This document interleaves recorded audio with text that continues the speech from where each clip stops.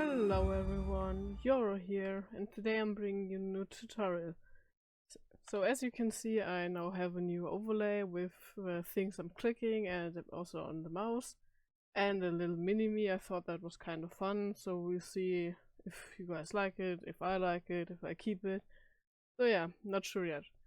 But the tutorial is about on how to make your own first custom chroma, and this is a fully optimized progress, because of course you can just load a texture in any graphic program, edit it, load it in the game and see that it might be absolute shit.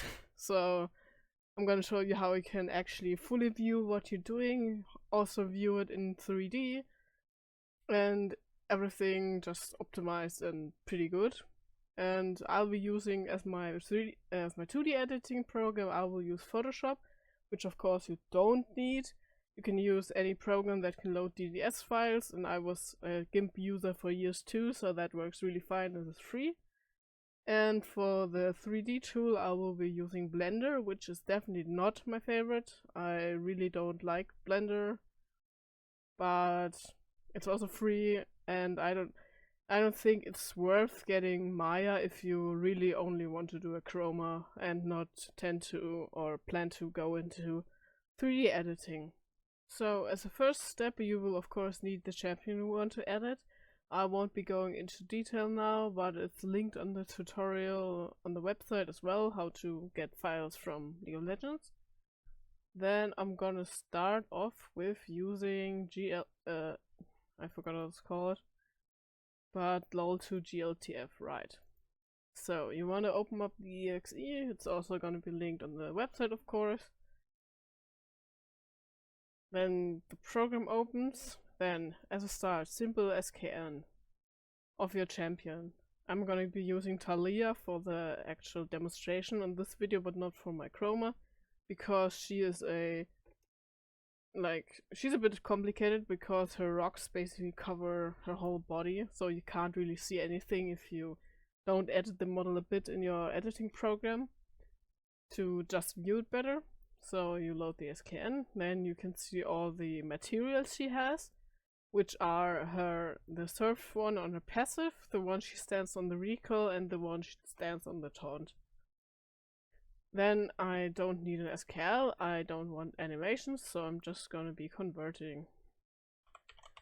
And this is done so you can open the file in Blender, because Blender supports GLTF files.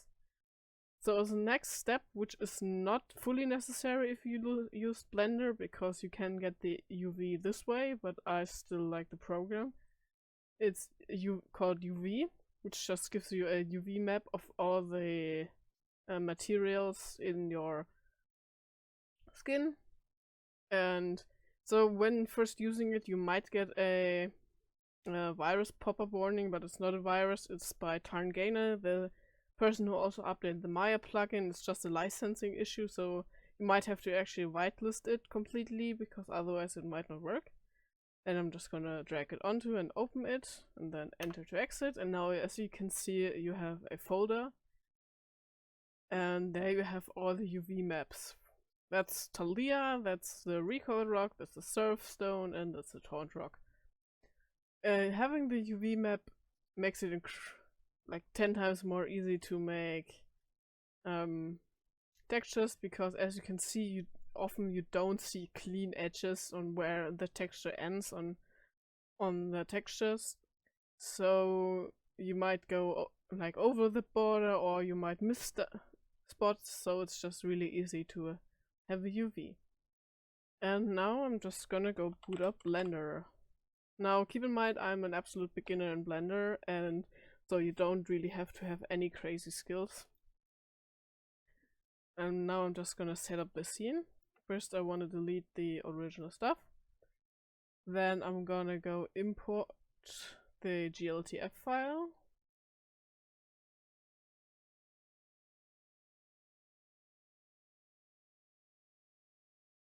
Now there's Talia. So in this case I don't have a SKL, which is good, because I don't need that either. Now the first thing that I like to do is separate the materials into separate meshes so it's easier to move them around. So you'll need to go here and switch from object mode to edit mode. Then you go to mesh, separate, and separate by materials. Now as you can see you have multiple objects and you can select the stones on their own. Now I'm just gonna move them away. So I have them all separated.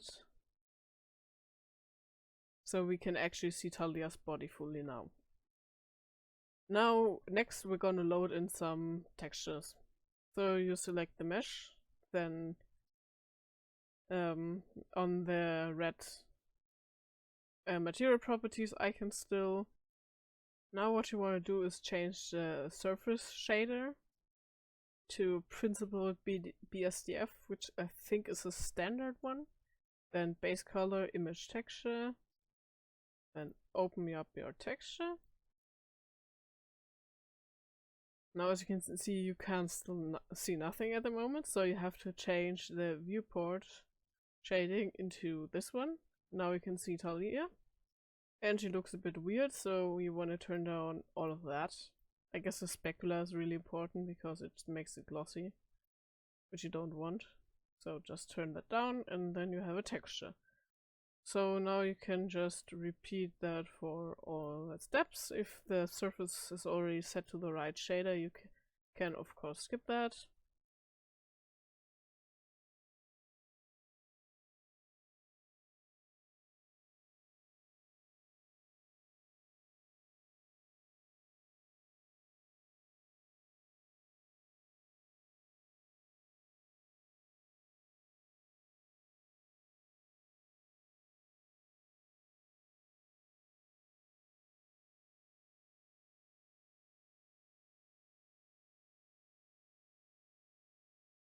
And there you go.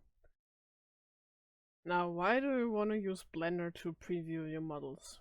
Because simply you can then directly see changes because the textures update, and you can reload them actually, and you can see your model from all different sides using your numpad, which sadly doesn't show in my overlay, but 1 is front, for example, 3 is right side, then you have 7 on the top. If you want left side, you have to press control 3. So then control 1 is the back side and everything, so you can directly see it from all sides or just rotate it however you want and move it around.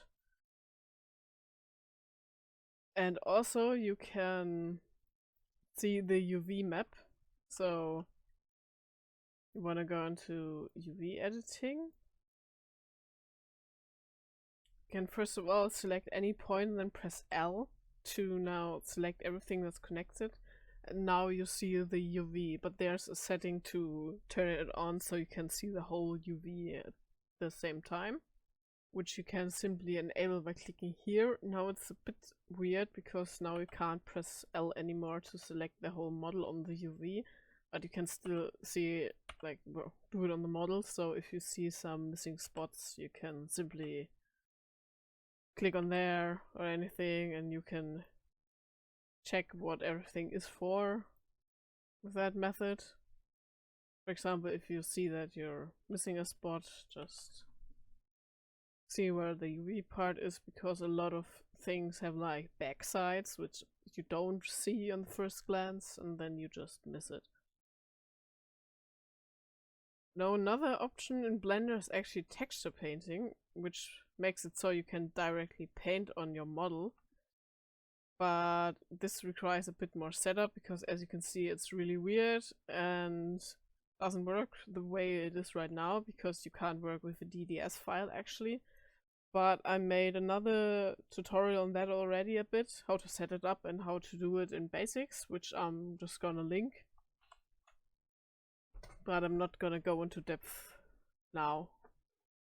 Now that I've shown you how to set up Blender, I'm gonna actually load in the model I want to use and prepare it so I can show you a bit of the process in Photoshop. So I'm gonna be right back.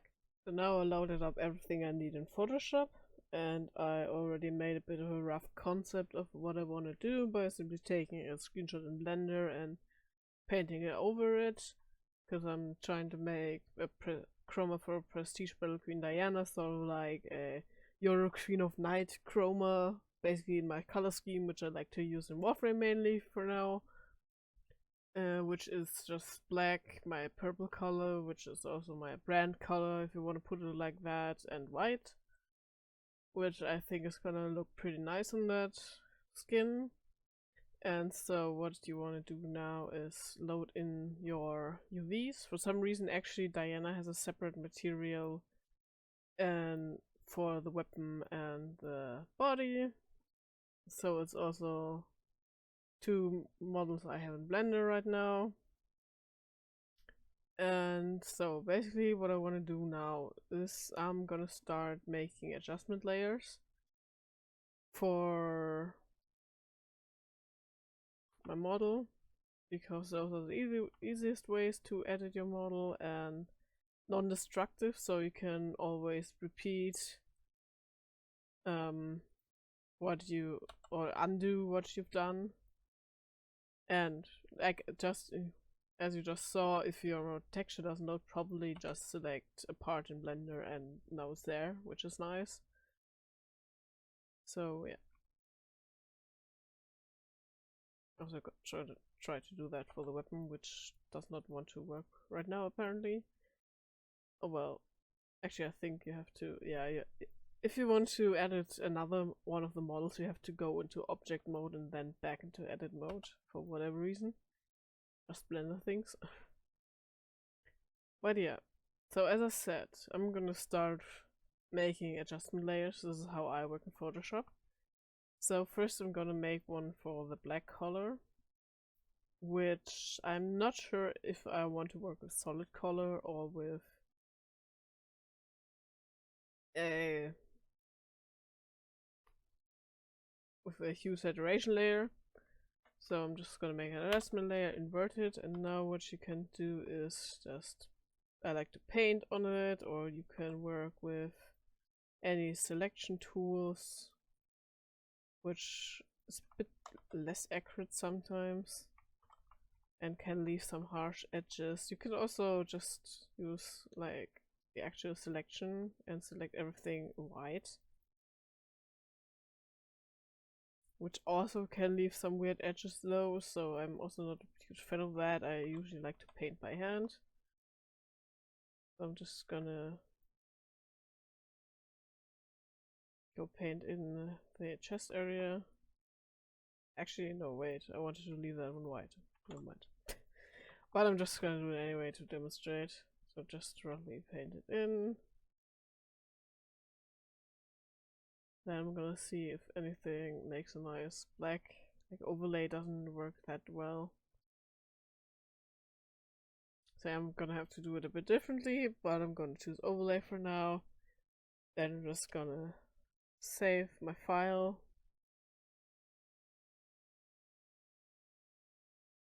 Now, whatever program you use, you want to make sure that your file is in BC3 and also or DXT5, any of those.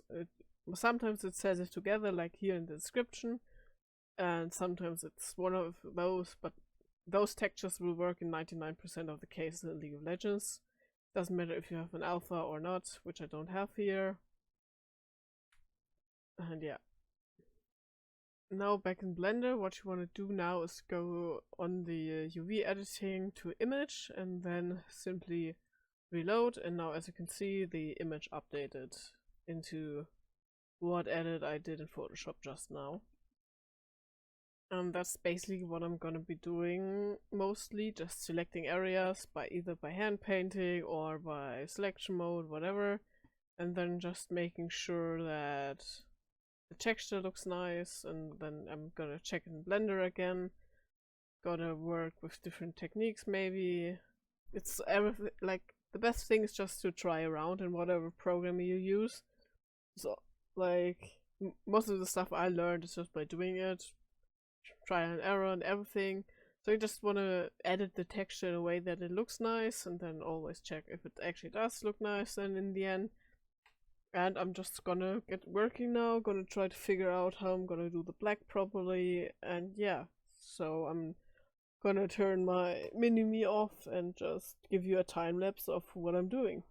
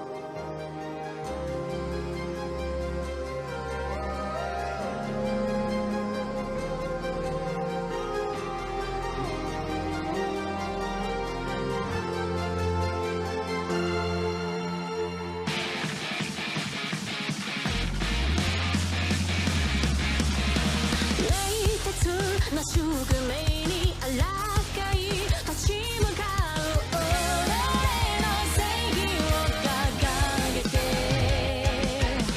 決して終わりのない戦いの行方は僕のこの手にかかってるからたとえ限界だって恐怖心だって超えてゆけるって言い聞かせて次の一歩を強く踏むだけレイに先に誰を交差するもなく正義の火を今輝かせてDarkness is already strong. We'll together in this endless war. Truth is justice, like my heart is one. Arms up in the air is dark.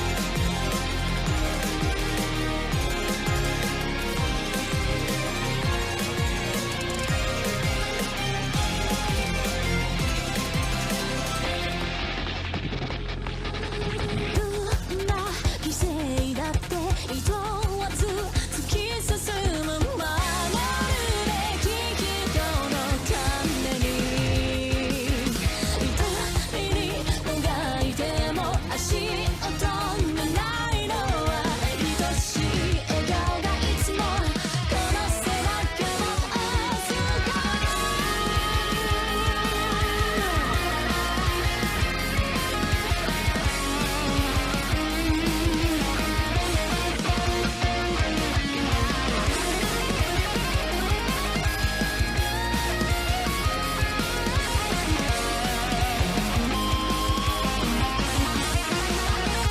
たとえ限界だって恐怖心だって超えてゆけるって言い聞かせて次の一歩を強く踏むだけ誰に先に誰を交差するもなく正義の火を今輝かせて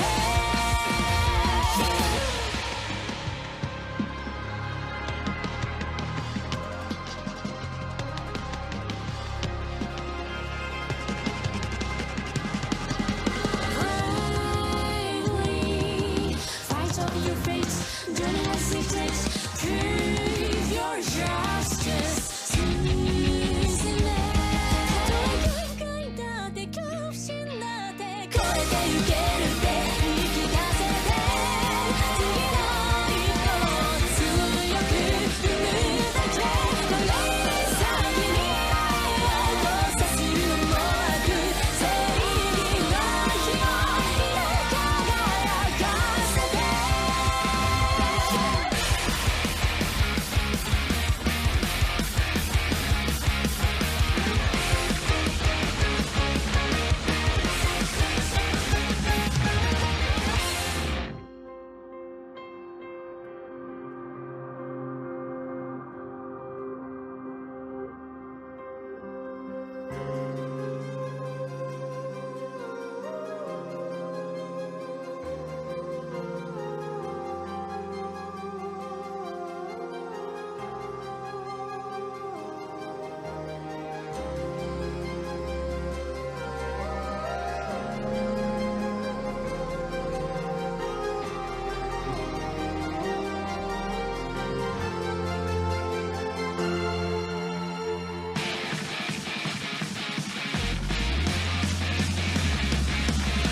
冷酷な宿命にあらがい立ち向かう己の正義を掲げて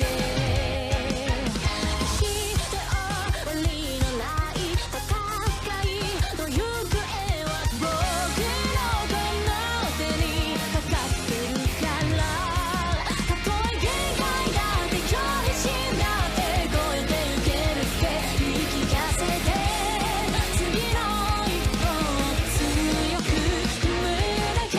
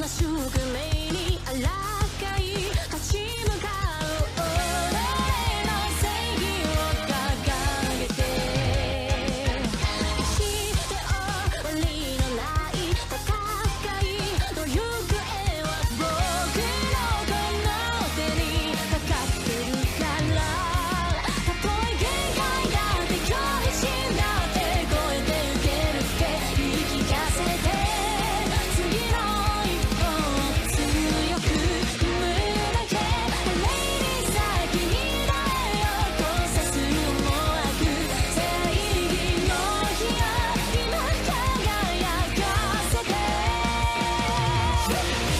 Darkness is already slow We're together in this endless war Truth is justice like my heart is sore Bombs are for the air is not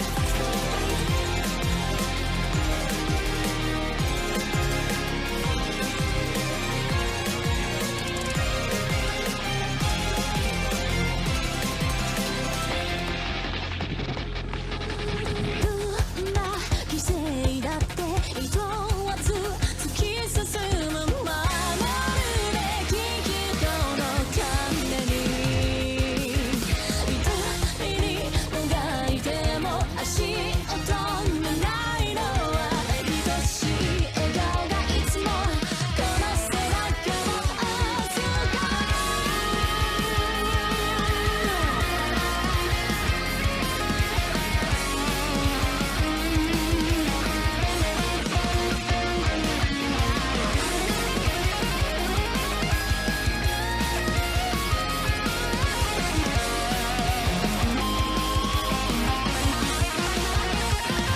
とえ限界だって恐怖心だって超えてゆけるって言い聞かせて次の一歩を強く踏むだけレイに先に誰を交差する思惑正義の火を今輝かせて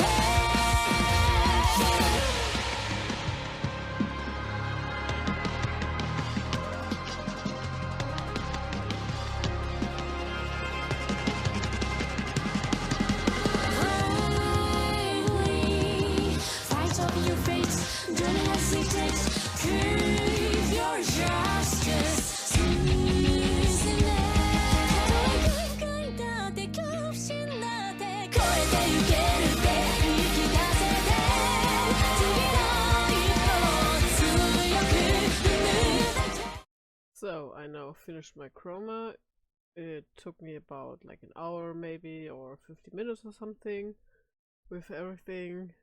And yeah, for now the texture is done. But I want to show you a really handy tip on how to improve your textures a lot still. So first you want to go ahead and export your texture as PNG. Then you will need a program called Waifu2x. There are a bunch of different ones, but I'm gonna use the cafe one because it's simple. Then you wanna go ahead and load your texture into the program. What I like to use is denoise. You can also magnify if you want to make it bigger, but I don't know if that turns out that well. Actually, I'ma just try it. And maybe level 3, that's the smoothest one. Magnification size is set to 2, so it doubles the size. I'ma go ahead with a 2D illustration up RPG. And then I'm just gonna start it. What it's gonna do is it's gonna denoise and clear up artifacts and just improve their general quality. And it's gonna output a file next to your original one. As you can see, everything is extremely smooth. Might be a bit too smooth, possibly. And I'm just gonna load that into Blender to check it out. I mean, it still looks pretty good actually, so it's not even too smooth. what you gotta keep in mind is that saving something as DDS always ruins the quality a bit. Because of DDS compression. It's just not possible to have like the exact crazy textures. And my file is now actually 2048 pixels. That's above the normal size League uses, because League uses this size usually, 2024. But it still can load it. It can actually, I don't even know if there's a limit really, but it's not really worth going above like 4K maybe even. So I'm just gonna save that as DDS again, just not bother about changing the name. And now if you have the NVIDIA tools, you can actually display compressed. And then you can see that it's really subtle, but you get a bit of pixelation when you like with the DDS compression. It's not too bad if you have a high quality picture, but yeah, it's still kind of can be annoying sometimes. So now let's load in the new DDS as well. And yeah, you can't really see anything in that quality, anything wrong.